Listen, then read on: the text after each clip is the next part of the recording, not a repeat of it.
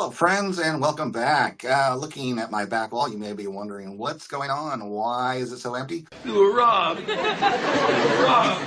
Well, I have taken down the cards to show them again because it is time to do a progress report on my post-war Hall of Fame player collecting, because I have reached two big milestones that I'd like to share. So stick around and let's see what I got. What you got there? Let me see.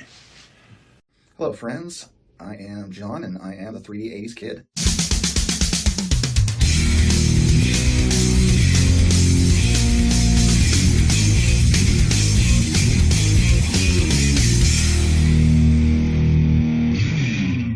All right, so I mentioned I had two big milestones. What would those be? Well, the first one was that I have now sold or gotten traded away or, unloaded every single one of the Hall of Famers from my previous round of collecting from starting this project originally. Yes! Yes! Yes! Yes! And I am, completely wiped out that inventory. So that phase is gone. There is no more extra budget coming from that. And I'm going to have to do it by saving my own money, which right now is being channeled into the big Babe Ruth project. So, further additions to this are kind of on hold then. And the other big thing is the recent card that came in now makes me halfway through. I have now a plan for 82 cards as part of this post-war vintage collecting, and I am just recently received card number 41, putting me at exactly 50%. So without further hesitation, let me turn on the presentation again with updates to it. I did change a few cards around a little bit and give you my progress. I've also gathered up cost on everything I have spent to this point, and I've even reworked my budget a little bit because I am getting influenced by a little bit by folks like Dylan, not quite Dylan centering, but I'm caring a little more about it. But OC cards still need love too, Lou. But as well as Adam Vintage Sanctuary, trying to be more patient, trying to find the higher eye appeal cards as well. With the intention that this is going to be the one card that I'm going to have of this player, so it should look good. So that's a great way to look at it. Like I did before, my post-war Hall of Fame targets by 3D 80s Kid, just like we used to do PowerPoint presentations in school. All right, so get things rolling here. First up, all right, we've got 1948 Bowman. I have got a remaining target of Enos Slaughter there. And like I said before, I'm raising my expectations a bit in terms of the general eye appeal and quality of the card. So rather than what I was doing before, which was the quote-unquote collector grade divided by 2, now I am doing it collector grade -1. So this would be the approximate budget here for an SGC3 on the Enos Slaughter at $80. And then that will go alongside because I've got the little Noah's Ark thing going on where I've got 2 from each set. And let me show you the card I have now, which is this beautiful CGC right now 4 of Johnny Mize that was very generously donated to me by Matt over at the Card Story, who is purging a few items, asked me if I wanted this, and I said, sure, if you're just giving it away, I will take it. And thank you so much, Matt. This is a great addition to the collection. And, of course, it'll get the tuxedo update, so it's only going to cost me about $15. So excellent start there. Up next after that is 1949 Bowman, of which, if you've seen my videos, you know what I've got here. And the first card is this beautiful SGC 6 of Phil Rizzuto that I got in trade from Chris from Missouri. At the time, it was in a PSA 6 slab, and it was given a trade value of $200 that was traded for some of my previous Hall of Fame collection. And now it is in its gorgeous tux here. Love the deep red of this card. So vibrant. It's glorious. And that will go alongside its companion in the set, this gorgeous blue-red Schaendienst, which ends up with its 2.5 grade because of those heavily rounded corners, but the color and the crispness of this picture are just glorious. This one here I picked up in an eBay auction win for $31. Not too bad. All right. Now we'll move on to the 49 leaf set. And I still need to find myself a Joe Gordon card, which in a grade of 3, I'm estimating at $80 there. And that will go alongside my pre-existing card, which I've had for a bit now, of Bobby Dorr in this gorgeous one with the beautiful blue background to this one. Excellent card there. Love the colors, the crispness of the picture. And I will take the fact that it's got all kinds of wrinkles that I can barely see with my failing close-up eyesight.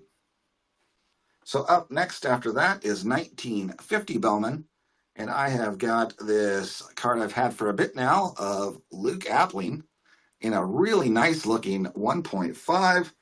And I was able to get this one unopposed in an eBay auction for $25.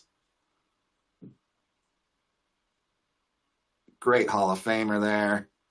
I still remember that game I saw. I actually was watching that Old Timers game where he hit a home run in his late 70s there. I think it was either 82 or 83 that game was. And I was watching it live with my dad, and we were both amazed when this really old man who looked like he could barely walk hit a home run. So, Luke Appling, special player, even into his old age. And then I've got this gorgeous 1950 SGC3 Larry Doby. And this one was given a trade value of $100 in my big trade with Chris from Missouri. And is a gorgeous copy of that card. Really love that one. All right. And now on to a set of 1951 Bowman. And the first one is another gorgeous card I got in my Christopher Missouri trade, and that would be this great Yogi Berra. This one was also originally in a PSA slab as a 4 and crossed directly over to an SGC 4. And this one was assigned a trade value of $275.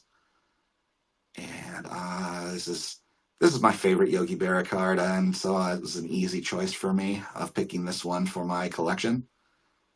Love it. And that was joining alongside the card I had previously picked up from this set. Once again, unopposed in an auction on eBay for $25 of this Lou Boudreau in a 1.5, where again, I can't really see where the flaws come from for that grade. And that works just fine for me. I'm not going to try to dig and find out what's wrong with it with a loop or something, because it just looks great to the eye to me, and that is good enough. All right. And now on to a set that I have not gotten a card yet, and that is 1951 Topps, and I have some revised estimates compared to my original video, where I was not really sure. They didn't transact very much, but I've seen a little more information on them now, and I have got that the bluebacks are kind of rarer and harder to find and go for a bit more money. And so I've got now this Richie Ashburn in a blueback at estimated to be $125. And that is even looking at it as a 3 grade, not the 4 with the -1, as I think I would settle for a 3 for sure, maybe even slightly lower, because these game cards have a bit of a different texture to them. They're not the same cardboard, and they might still have a pretty good look to them in a lower grade than the others. So we'll see what I can find, but that's what I've set for that price now. And the Ralph Kiner Redback is a little easier to find. The Redback set as a whole are much less lower priced as they're more plentiful. And so then I've got a budget on that one of $50. All right, moving along.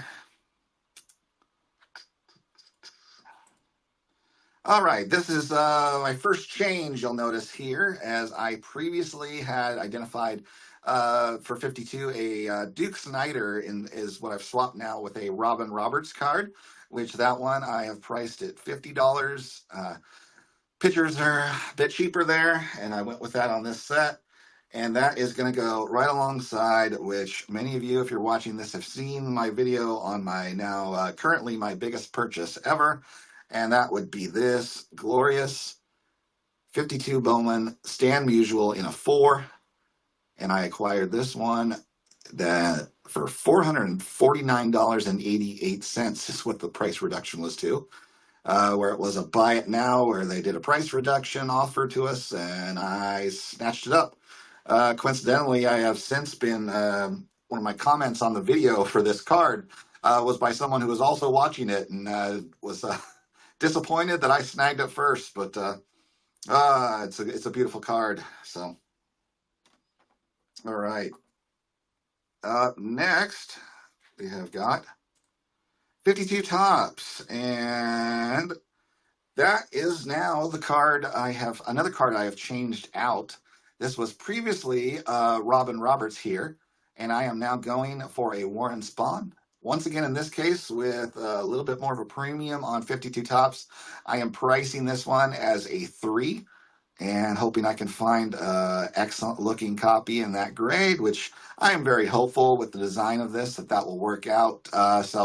That is the current other card I'm targeting to go alongside with my existing copy of this guy here, which is a Bob Lemon in a 3. And, look how great this one. I'm sure the Warren Spahn will look just as beautiful in a 3 as well.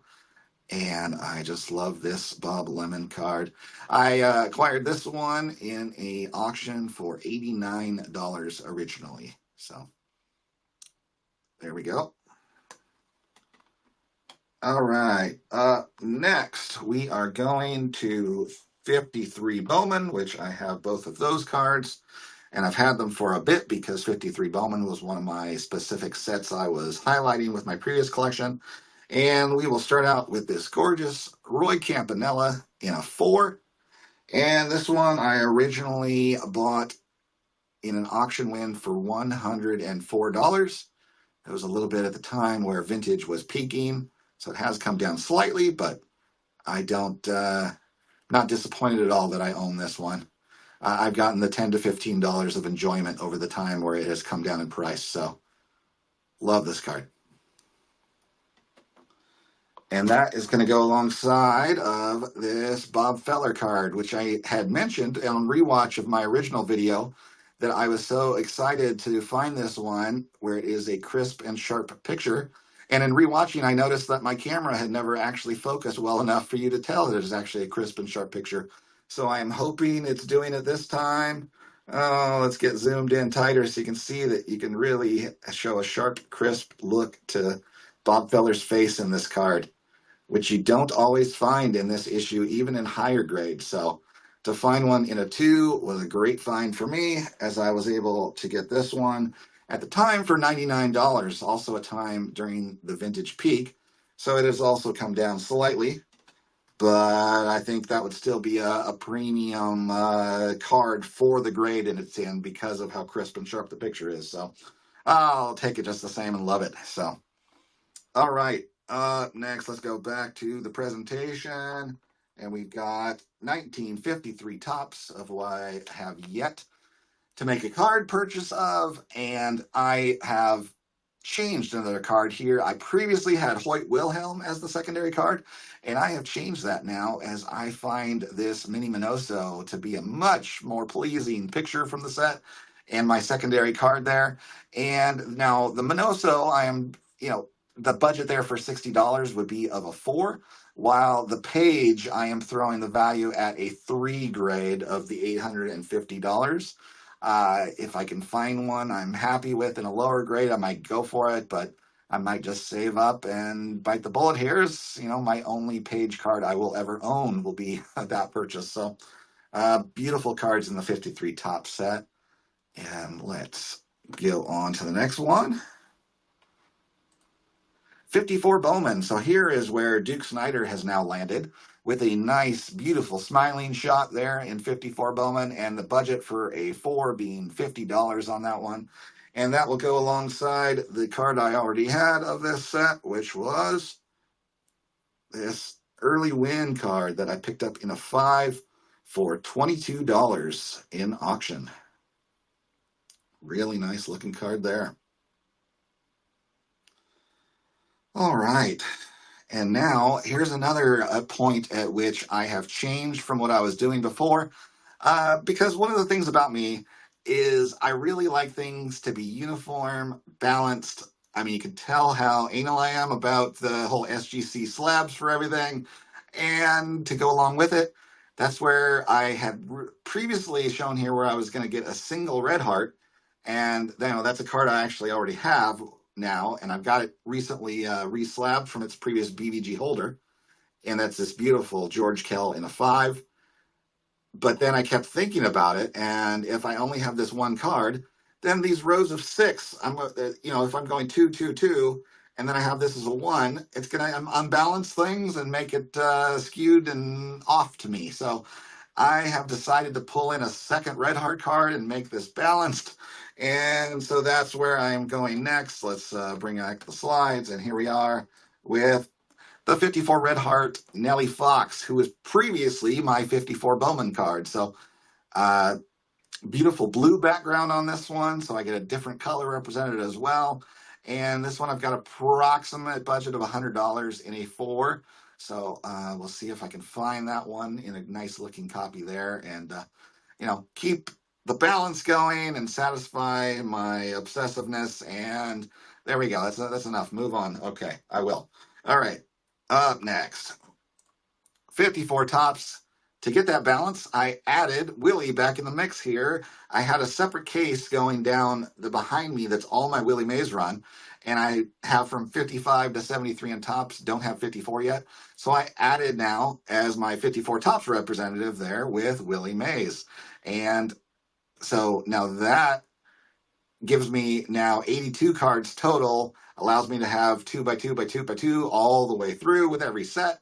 And there we go. So this 425, that is also kind of a budgetary figure for a 3, as with the more expensive player there, will make more of a sacrifice a little bit in the look of the card. Of course, if you look at Adam Vintage Sanctuary's 3, maybe I should have him find the card for me, and I'll do just fine with a 3. So, but that will go alongside another card I was very generously given by Matt over the card story, and that would be this Monty Irvin card, currently in a CGC 4.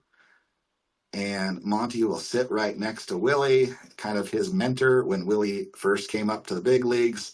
So very fitting that they will then be together on my wall as well. So I kind of like that aspect to it in this glorious white background card here, which, that's one of the things to me that Ernie Banks has a really high eye appeal with that white background. They really look nice in this set with the, whatever you call that color, white, bone, whatever, but beautiful card. All right.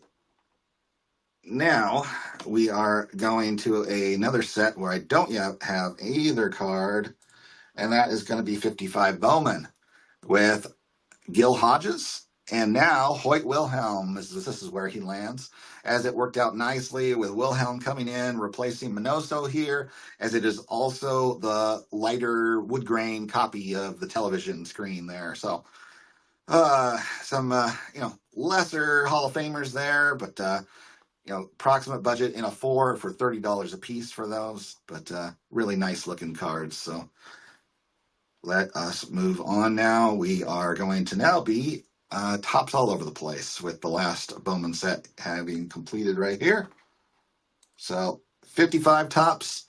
Once again, the Jackie Robinson, but now I am throwing the guesstimate for a SGC 3 there for the Jackie at $475. And the other card I currently own for a while now of this Hal Newhouser in a 2 that I was able to pick up for $25. Screaming deal. Another one of those cards where I don't know how it gets a 2 exactly, and I don't care because it's gorgeous. All right.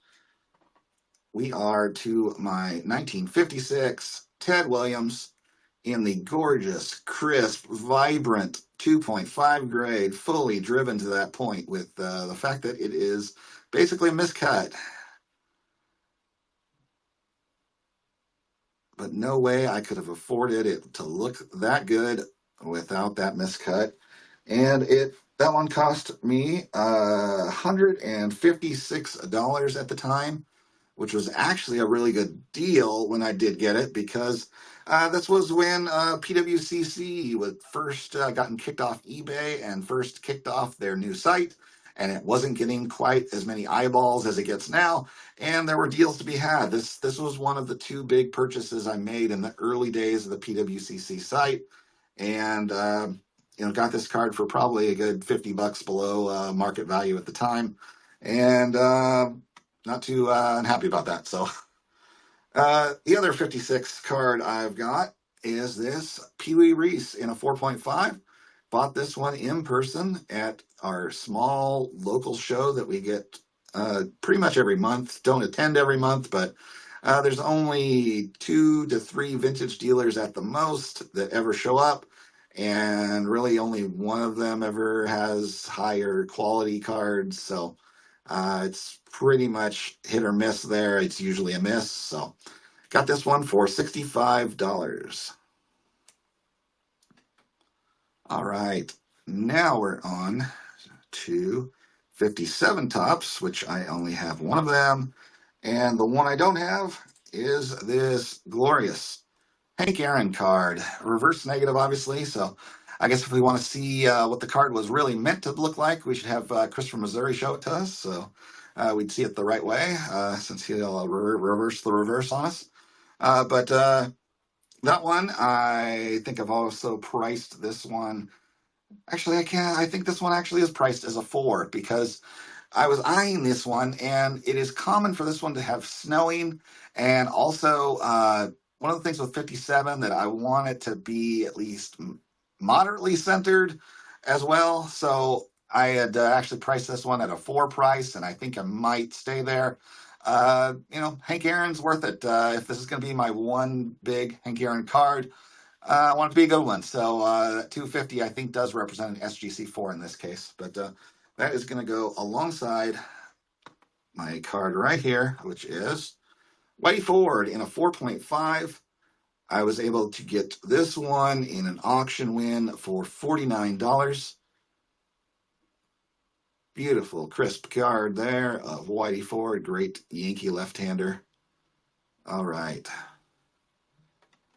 All right, up next we are at 58, and I have one of the cards, and I don't have the other. The one I don't have is Harmon Killebrew, which at a 4 I am estimating is $45, and that will join this, that glorious yellow on that one will join this glorious pink background of my Jim Bunning that I was able to get this one in a 6 for $41. And this was a case of a buy it now or best offer, and this is what I would got the owner of the card to agree to, is $41 on that. So love the pink on this one. All right. All right, so up next, this is a card I recently picked up. I wasn't anticipating buying it, but this is one of those cases, if you saw my interview with Adam Vintage Sanctuary when he was talking about how a card will speak to him, I felt like I had one of these moments when I first saw this card, because it was a buy it now or best offer. I threw out an offer right away as soon as I saw the card, and eventually back and forth a little bit and agreed on the price. It is still at the higher end of what a 4, which is the grade, goes for. But to me, this one, I feel like I bought an Adam Vintage Sanctuary card where I don't see how it's only a 4. I think you need a loop or something to see what's wrong to make it be a 4. And that's this card right here. It is glorious. I think it's got Dylan approved centering. It just looks amazing to me. It's one of those cards where I look at it up close and it's like, how is this a 4? It's too beautiful. It's too perfect. The corners look great. The centering's great. The surface, the clarity, the color. I'm astounded. Let's show the back on this one too. This is my most recent purchase. I've never shown before, and even the back looks great as well. so pleased with this one. Yes, it is over comps, or if you look at the average of comps to the high end, but I don't see how you're going to find a better looking copy than this, really. So I will take it and love it, and it's going to look great up on my wall for years and years and years. Frank Robinson's clearly his best looking card, and I got the best looking copy you could possibly go for. I feel like it anyway. So, all right, I'll stop gushing over that and move on. And let's see the other card I'm going to target in that set, and that is Al Kaline, who I have estimated a value there of $40 for that card. Really nice looking red background. Gotta like the old timey Tigers logo there in the corner. Great card. And so now we're going to be moving on to my original love of set collecting here, and that would be 1960 Topps. And this would be my other very opportunistic PWCC purchase, and that is this Mickey Mantle in a really nice looking on the front scrapbook back SGC1.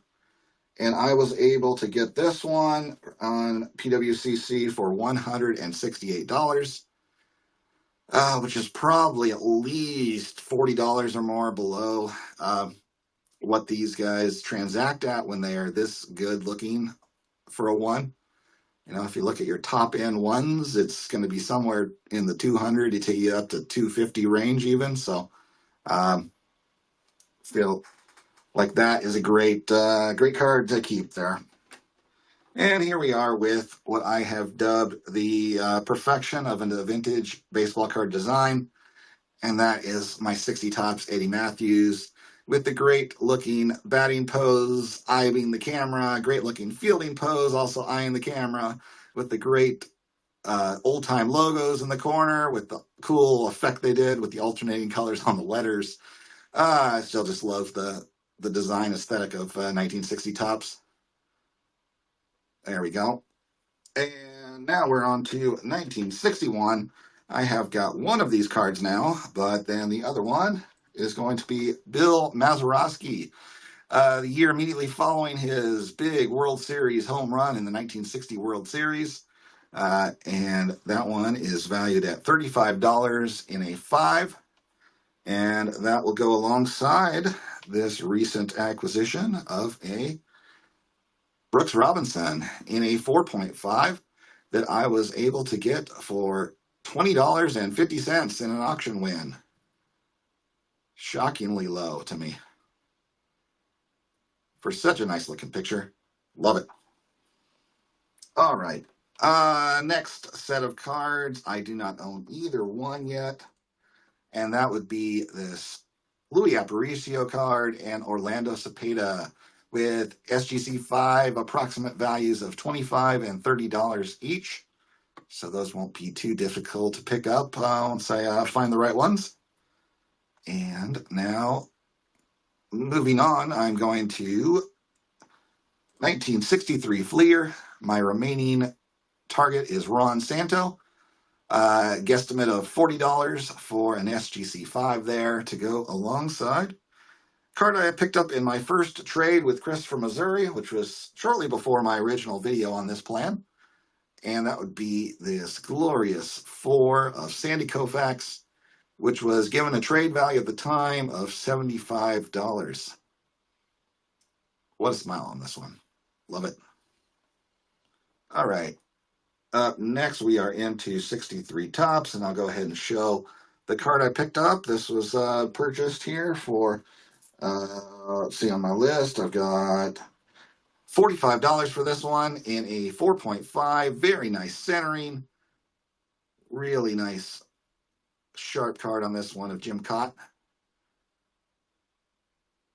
Looks like a really great addition from that set. The classic little where it looks like he's starting his wind-up pose. You see that on a lot of the vintage pitching cards. All right. And that's going to go alongside a card of, let's see, it was Willie McCovey. And this is a case where McCovey is in what they refer to as a semi-high number, which is not quite as pricey as the high numbers, but still holds a little bit of a premium, which makes it a $65 card as a 5. So nice one there. And up next, we'll continue on the slideshow with 64 tops. I have not picked up either one. And Bob Gibson there with a nice smiling picture in this one. Also is a semi-high number, which jacks the price a little bit to where a $55 budget for a 5. And Gaylord Perry is kind of in the Vintage Hall of Famer bargain bin, as I'm still feeling like I can get a 5 of him for somewhere in the vicinity of $15. I think it's a case with him, even though he was a great pitcher for a really long time, over 300 wins even.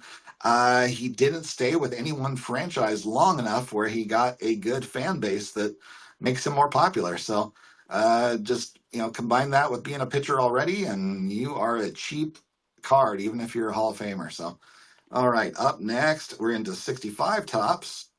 And that is going to be 2 cards I also have not picked up yet. Lou Brock, which is an actual high number for his first Topps Cardinals card.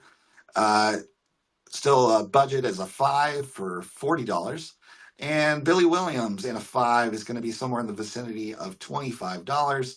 Hopefully I'll be able to get one a little better centered than the picture I pulled, but really nice shot on both of those cards. Continuing on.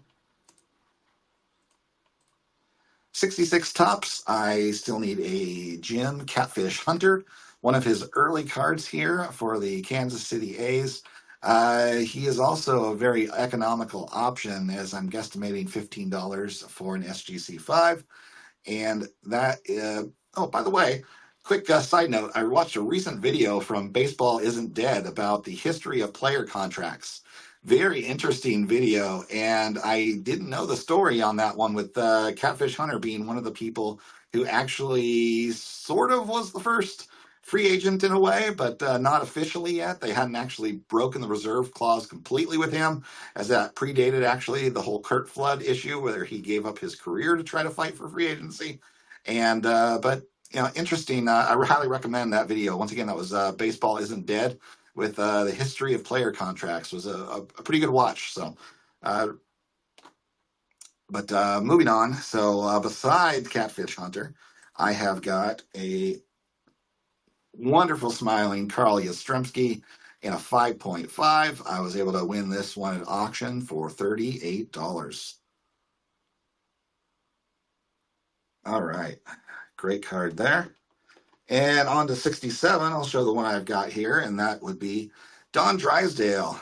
And I picked this one up. This was part of my group from Don over at Don's Field of Dreams. And he happened to sell me this one for $65, which was a reasonable price that I took. And it is just great eye appeal on this one. Don did pick some very nice cards. All the ones I got from him are very well centered and have great shots on them. So this one is a keeper.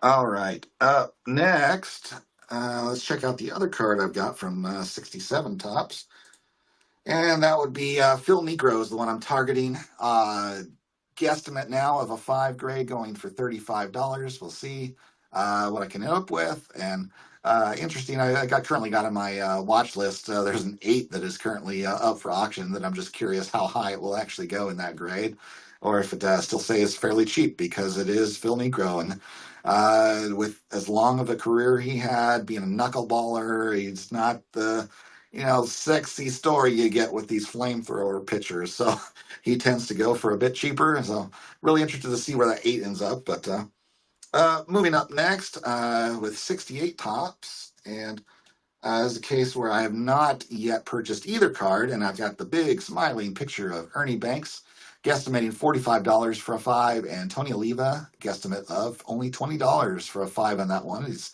not very much in demand player. And so then moving on past that to 1969, I still need a Tony Perez that is estimated at $20 for a 5 to be the companion to another purchase from Don of Don's Field of Dreams of this gorgeous Steve Carlton in a 6.5. And this one was sold to me for $55. Looks really nice. All right. So moving on from there, I do not yet have either 1970 Topps card, and the ones I am targeting are Fergie Jenkins and Don Sutton. Fergie seems a little bit harder to get, and guesstimating $30 on that one, while Don Sutton is only at 20, and that would be for a grade of a 6. And I don't know, this is a case where not many of them seem to come up for auction, and I may eventually break down and just buy a raw copy and get them graded myself. We'll see see how long it takes, see how I feel at the time. But either way, it's not going to be that expensive to get a really nice copy of either of these players. So up next, we're at 71, and that Tom Seaver that to me, Mookie Chilson always made extra famous with his video on this card, but for $35 there for a guesstimate of a 6th grade, and that will go alongside my recent acquisition of this gorgeous Roberto Clemente in an SGC 4.5. And I don't know if I've ever said this, but it happens to be a half a grade higher than Theo's copy of that card. And that makes it extra special. It's a glorious card, especially when it's of the quality to be a 4.5. Gotta love that 4.5 quality there. Makes all the difference. So nice. All right, moving on. So 72 Topps, I actually have both cards represented, as I have had this one for a while, is this really nice looking picture here of Willie Stargell in a 6th grade. And this is definitely a case of OC cards needing love too, as Lou Rock likes to say. A great picture on this one. And that will go alongside my recently graded Nolan Ryan, now in a 3.5. And a really nice looking card as well of a very young Nolan Ryan. Looking great. All right. So moving on to 73. Another case where I have recently acquired both cards, and these were both purchases from Don at Don's Field of Dreams. And that would be this Jim Palmer in a excellent looking 6.5. That high leg kick, awesome shot of him bearing down on that pitcher. And this one was for $30 of Jim Palmer. And this another one, also from Don, is Rod Carew. And yes, with my obsessive anal nature, I am going to have to get it reslabbed for a new label. I can't help myself. I'm sorry if that seems silly to you, but that's just me. So it's going to cost me an extra $15 in the end, but it's worth it for my well-being mentally. And right at this point, so far, it has cost me $50 to get this really awesome 8 graded card. Fortunately, it's going to cost me just a little bit more for my own peace of mind. So, all right, up next, I have acquired this 1974 Topps of Joe Morgan in a 7 of this really nice shot of him launching that ball out there and starting to set the table for the big red machine there. And I picked this one up as a buy it now or best offer deal where I agreed with the seller at $35 in the end. So, nice card there. And the match to that card in that set is going to be this big high leg kick of Juan Marshall card. Just such an awesome action picture there of the great Giants pitcher. And this one is going to be highly economical type of card there from the 74 set. And I'm guessing $20 as a 6. We'll see how that turns out, though. All right, now I'm on to 75. And the remaining card I have is of Bert Blyleven, which in a 6, I'm guessing $20. Haven't decided yet. I'm pondering doing this one as the mini, since that was such a big thing for 75 Topps minis.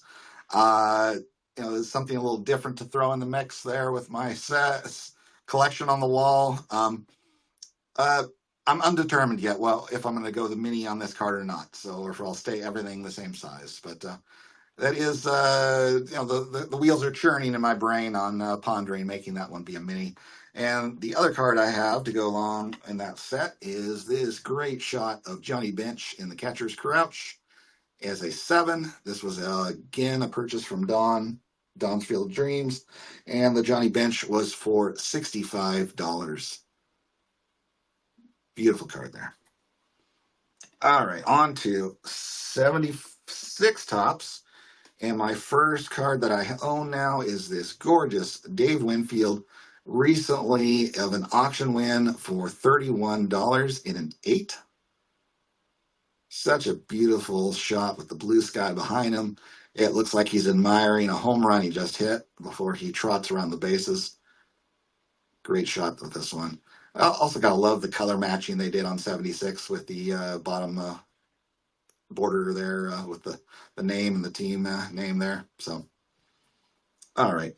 So back to the presentation. And the other card I'm going for is this Raleigh Fingers, which I'm guessing $20 in a 6. I did make the unfortunate purchase of accidentally buying this one as a PSA 8 from Don, as I completely spaced on the fact that it said PSA and is listing very clearly. It was totally my fault, and bought the PSA card there. And at the low price that Raleigh Fingers go for, I just don't think it's worth cracking and submitting myself. So I will find a new one and sell the old one, and hopefully net even possibly positive from that exchanges. Might be able to get a cheaper one in SGC. So, but we'll see how that goes. Feel a little stupid for having bought a PSA card at this point in my collecting. So, moving on, next card in the presentation that I need is 77. A Carlton Fisk, this great action shot with a sliding Willie Randolph there and a cloud of dust forming. And that is going to look great if $20 for a 6, and will look great next to the card recently acquired again from Don of this Mike Schmidt in an 8. That was for $50. Such a great shot of him looking right on the camera. He's got the stash that I know from the 80s of seeing him as a kid. Love this one. All right. And now continuing into 78 with the card I own, and that is going to be this Reggie Jackson that I just couldn't pass up. I know it's a little OC, but oh well. This card, I forget who the commenter was, but they made the perfect comment about this card, and they said it is the most Reggie of any Reggie Jackson card. And you know what I mean. You know what he means with that. And I totally agree with that sentiment. This card is so Reggie. Look at that. He swung like that every time. You couldn't tell the difference if he hit a home run or he swung and missed and struck out, because he had that big monster swing every time, every pitch. He just went for it. And this card still looks great to me in a 5, a little off center, and that it's still a great card. And the card I still need from the set would be this Ted Simmons, where he's got a great smile, wearing the catching gear and the crouch. Another card where eventually I may have to just get a raw one and get it graded, as it's not one that gets highly graded, since Simmons is not exactly a popular Hall of Famer. But won't be too hard to go the raw to grade myself route on this one either, and even get a pretty nicely pretty nice copy at the same time. So next then with 79, I still need this Rich Gossage with him flying off the mound. Great shot of him throwing, looks has to be a really hard fastball the way he's flying off there. And this one is another one budgeted $20 that also is in the camp of maybe I'll have to go raw to grade, but we'll see.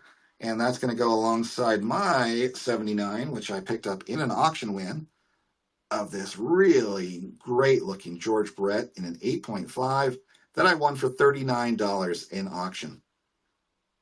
Just a gorgeous card there. Love it, love it, love it. All right, which leads to my last vintage card here that I already own, of Jim Rice in an 8.5 with him all coiled up, ready to unleash on that ball and hit it a ton in this great 8.5. This one was an unopposed auction win for $19.99. Yes, you heard that, unopposed, for a card this awesome. All right. And the other card I am looking for in that set is going to be this Gary Carter, where it looks like he is not pleased with what the umpire has to say there. He thinks he made the tag in time. Doesn't look like the umpire agrees from that stern look on his face. And that cloud of dust everywhere. Clearly, there was a slide there that stirred up the dirt. So this card, again, what I'm primarily seeing with this one is autographed versions that sell as slabbed cards, but not too many ever come up, have even come up. I think, in fact, none have come up, I think, since I've been looking, where it is just a slabbed card of him. So I might end up with the raw grade route there, but either way, it's not going to be an expensive purchase either way you go about it. So, all right. So, in summing up what I've got going with collecting here, let's check it out. All right, so I had 16 cards that I already owned at the time of my first video discussing my plan, and I had purchased those for a total of $1,059. The highlights there would have been the 56 Ted Williams, the 60 Mickey Mantle, the 53 Bowman, Campanella, and Feller, probably the four biggest cards there. Then my original plan had been 65 cards, and with the collector grade divided by 2 budget plan, that put things at $3,390. So that plan's been scrapped.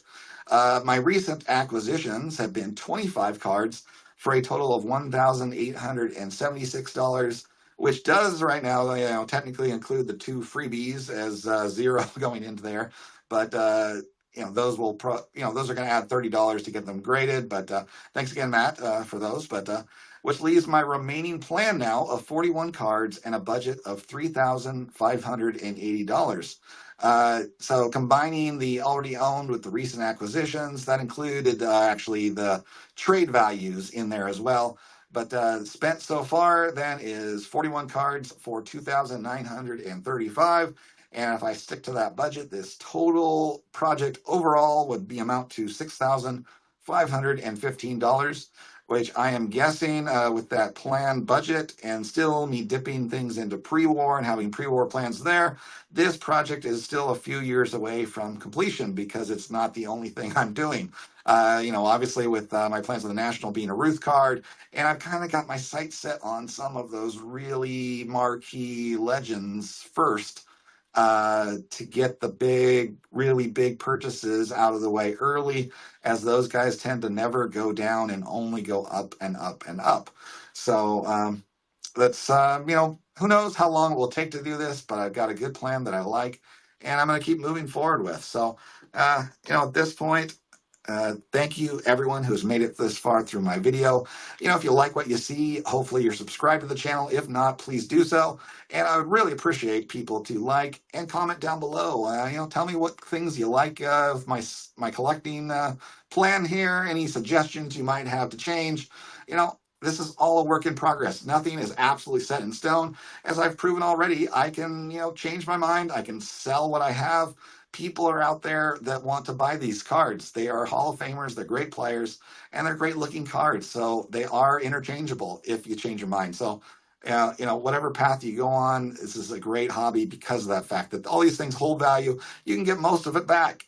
You might lose a little bit, but, I look at it as I got to hold that card for so many months or whatever and enjoy it. And that was my cost of ownership there, my lease agreement that I paid a little fee on. So, this is all fun, collect, other people say collect what you like, don't let other people tell you what to do.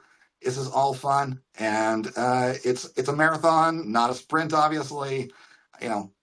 This area over here, pre-war, is doing a lot of distracting of me as well.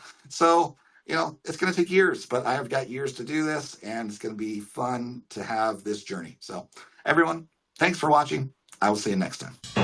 Well, see you next time. Yeah, unless I get lucky and break a leg.